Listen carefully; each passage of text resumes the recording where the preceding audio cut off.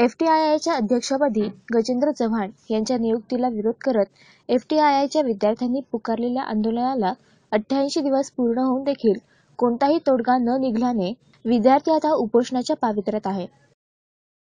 एफटीआयआयच्या विद्यार्थ्यांनी गजेंद्र चव्हाण यांच्या अध्यक्षपदी झालेल्या नियुक्तीला विरोध करत पुकारलेल्या आंदोलनाला 88 दिवस झाले, तरीही कोणताच तोडगा निघालेला नाहीये.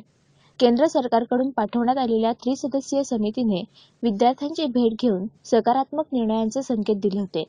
तसेच निर्णय 2 दिवसात जाहीर केला जाणार होता. परंतु 3 आठवडे उलटून देखील कोणतीही हालचाल सरकारकडून दिसत नाहीये. एक कमेटी आई थी 3 मेंबर की मिनिस्ट्री से 15 दिन पहले. उन्होंने कहा था कि ये हम रिपोर्ट मिनिस्ट्री को सबमिट करेंगे और उसके ऊपर मिनिस्ट्री कुछ डिसीजन लेगी. उन्होंने कहा था 2 दिन में मिनिस्ट्री को सबमिट कर देंगे. 1 हफ्ता लग गया सबमिट करने के लिए. मिनिस्ट्री के पास रिपोर्ट है, अब तक कोई रिप्लाई नहीं आया.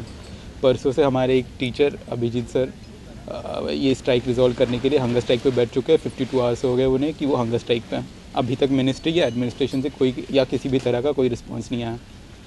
अभी एज ए स्टूडेंट बॉडी हमने ये डिसाइड किया है कि हम अभी से किसी भी पॉइंट पे एक इंडेफिनिट पास पे जा सकते हैं. वो जो एक PIL फाइल की गई थी वो एक सुप्रीम कोर्ट के लॉयर ने फाइल की थी, जिसका FTI उसके स्टूडेंट्स, एक्स स्टूडेंट या किसी से भी कोई भी कनेक्शन नहीं था. उन्होंने हमसे किसी भी तरह का कंसल्टेशन नहीं किया था वो PIL फाइल करने से पहले या फिर बाद में. तो वो हम उस PIL की कोई रिस्पॉन्सिबिलिटी नहीं लेते.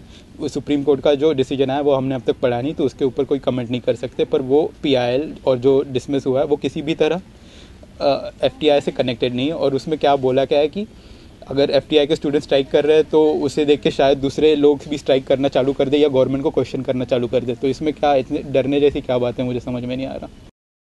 काही दिवसांपूर्वी गजेंद्र चव्हाण यांची नियुक्ती रद्द करून त्या ठिकाणी राजकुमार हिराणी यांची वर्णी लागण्याची शक्यता वर्तवण्यात येत होती. परंतु विद्यार्थ्यांना अशी कोणतीही अधिकृत माहिती मिळाली नसल्याचे सांगण्यात येत आहे. स्ट्राइक के 88 डेज हो गए. मिनिस्ट्री या सरकार की तरफ से हमारे लिए कोई कंसर्न, कोई संदेश, कोई डायलॉग कुछ नज़र नहीं आ रहा है, जिसके कारण आज अभी से कभी भी एज ए स्टूडेंट बॉडी हम लोग इस निर्णय पे आए हैं कि हम लोग हंगर स्ट्राइक पर बैठेंगे.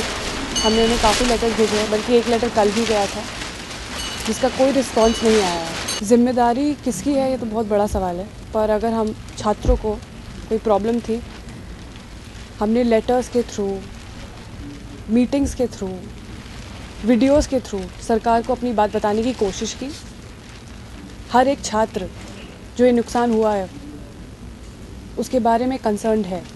इसीलिए सारे स्टूडेंट्स चाहते थे कि गवर्नमेंट के साथ एक मीटिंग हो, मिनिस्ट्री के साथ कुछ बातें खुलें, कुछ सोल्यूशन आए, रेजोल्यूशन हो. लेकिन मुझे कोई सोल्यूशन नहीं नज़र आ रहा है होते हुए.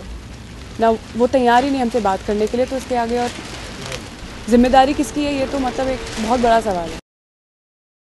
विद्यार्थ्यांना केंद्र सरकारकडून आलेल्या समितीच्या सकारात्मक निर्णयाची अपेक्षा होती. परंतु 3 आठवडे कोणताही निर्णय न झाल्याने विद्यार्थी आंदोलन तीव्र करण्याच्या पावित्र्यात आहेत. विद्यार्थी आता आमरण उपोषणाला बसणार असून यामुळे आंदोलन आणखी चिघळण्याची शक्यता निर्माण झाली आहे.